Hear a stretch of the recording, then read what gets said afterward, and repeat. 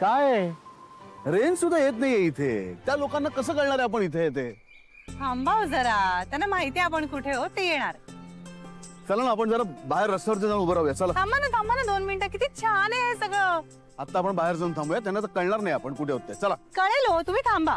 तुम्ही एक काम करा बरं, असा मोठा श्वास घ्या, थोडे रिलॅक्स व्हा. बघा जग किती सुंदर आहे. हा समुद्र बघा, मुंबईत दिसतो का असा स्वच्छ, आणि त्याचं पाणी तळ दिसतोय अख्खा. इतकं स्वच्छ आणि नितळ पाणी आहे. किती शांत वाटतंय. कुठे शांतता?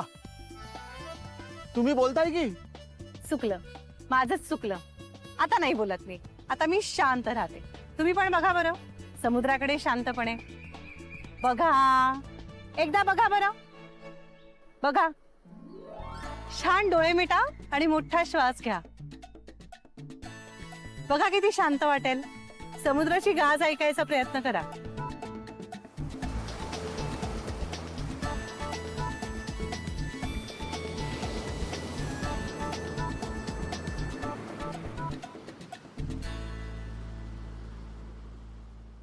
है ना?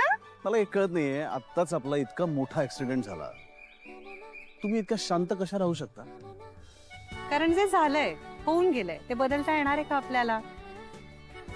आता आपण ह्या क्षणी इथे होत आणि सेफ होत. मग देवाचे आभार माना, त्याने आपल्याला छान ठेवलंय. आणि हा समुद्र रोज दिसणार आहे का? मग तो अनुभवा ना. मुंबईत गेल्यावर बघू, बाकीच्या गोष्टींचा विचार करू. मी आता ह्या क्षणी आहे ना बीचवर, मला हा क्षण पूर्ण एन्जॉय करायचा आहे. तुम्ही पण करा, बघा जमेल. चला. Okay, by the way thank you. कशाबद्दल?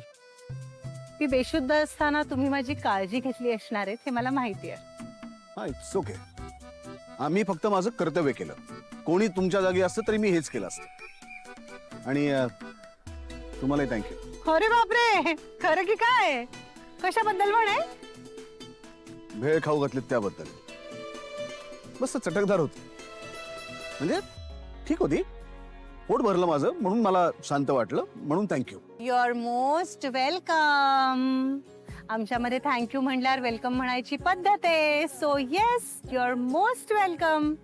आणि मलाही आनंद झाला, सॅनिटायझर न मारता तुम्ही ती भेळ पोटात टाकली त्याबद्दल. छान वाटलं ना?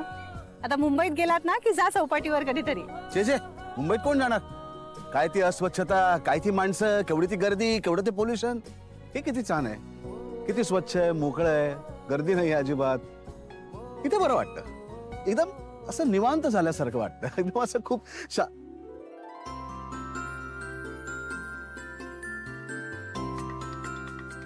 ठीक आहे.